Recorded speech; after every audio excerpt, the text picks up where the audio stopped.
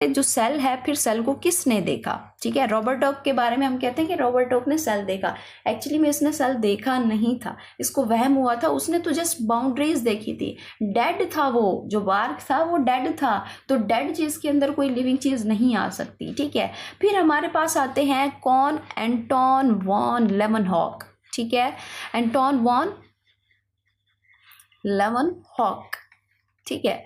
अब ये जो थे, ये वो फर्स्ट साइंटिस्ट थे जिन्होंने क्या किया था, जिन्होंने सेल को देखा था, ठीक है।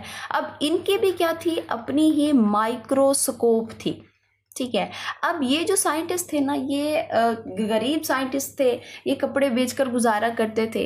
एंटोन वॉन लेवनहॉक क्योंकि ऑब्जर्वेशन किया करता था, तो इसने अपनी माइक्रोस्कोप के अंदर ये देखा कि ये जो कपड़े होते हैं किस तरह से बने होते हैं, क्या इनका स्ट्रक्चर होता है, और भी बहुत सारी चीज़ों को देखा।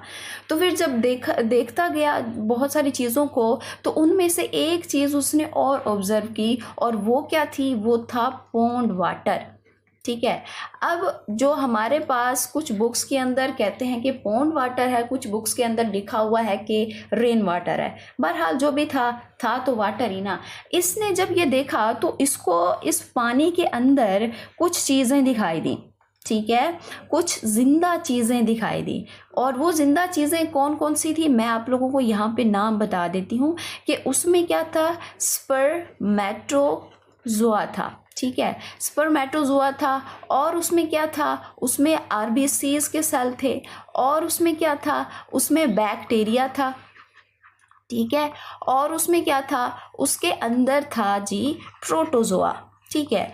अब ये जो चीज़ें थी उसने पॉन्ड वाटर के अंदर देखी, जब उसने इनको माइक्रोस्कोप के अंदर देखा, तो ये चार चीज़ें थी, ये एनिमल्स की तरह से क्या कर रही थी, हरकत कर रही थी। तो इसने इन चार चीज़ों को एक नाम दिया, क्या नाम दिया, एनिमलक्यूल, ठीक है। यानी कि ये एनिमल्स की तरह से मूव कर रही हैं, तो उन्होंने अपनी लैंग्वेज में इसको क्या नाम दे दिया, एनिमलक्यूल्स, इसको इसने नाम दे दिया।